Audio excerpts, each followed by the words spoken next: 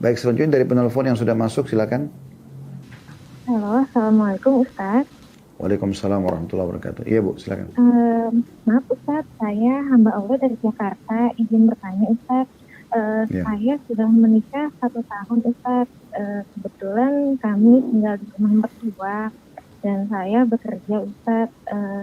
Jadi dalam kurun waktu pernikahan kami yang 1 tahun, saya untuk nafkah tidak diberikan secara rutin oleh suami.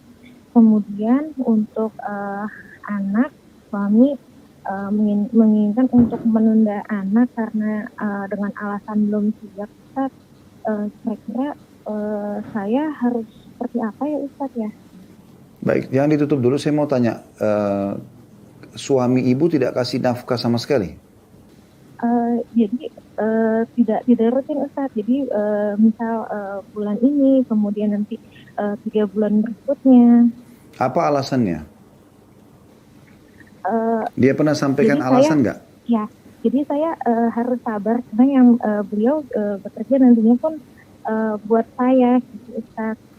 Tetapi eh, kalau saya tanya gitu Ustaz ya, jawabannya pasti seperti itu. Jadi apa namanya, agak tersinggung gitu kalau saya bertanya itu. Oke, saya mau tanya begini, supaya lebih lebih jelas lagi, supaya saya nggak salah dalam menjelaskan nanti.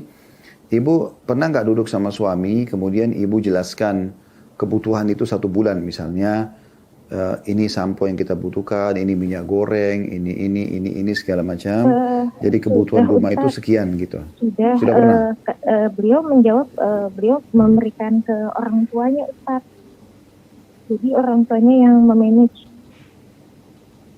Hmm. Itu kebutuhan di seharusnya rumah tidak itu. boleh. Ya, seharusnya tidak boleh. Dia harusnya mendahulukan nafkah istri sama anak, kemudian baru dia memberikan kepada orang tuanya. Itu yang harusnya hukum syar'inya begitu ya. Karena ini kewajiban tersendiri dalam memberikan nafkah kepada istri dan anak. Dan harus dari sumber suami ini gitu, tidak ada sumber lain. Kalau orang tuanya, bisa dari dia atau bisa dari saudara-saudaranya dia yang lain. Mereka semua sebagai anak punya kewajiban berbakti sama orang tuanya gitu.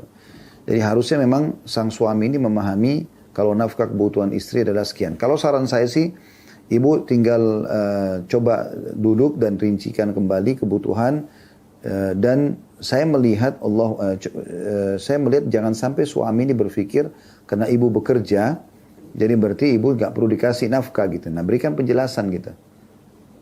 Kalau saya bekerja pun itu dalam agama bisa ditanya kepada ustadz siapapun, tidak ada kewajiban saya sebenarnya untuk apa namanya membiayai kalau misalnya pun saya tidak diberikan. Yang jelas saya sudah sampaikan kebutuhan rumah kita bisa dihitung sama-sama. Ini loh, kita butuh minyak goreng sekian, sampo sekian, ini sekian segala macam sampai sudah terinci.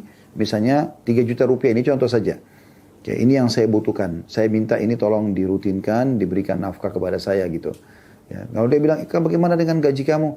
Saya kan tidak punya kewajiban untuk mengeluarkan gaji itu. Mungkin saya bisa tabung buat anak kita misalnya, gitu dijelaskan. Nah, kalau dalam kondisi misalnya dia tidak mau, pokoknya saya tidak mau tahu, saya cuma bisa kasih kamu sekian misalnya.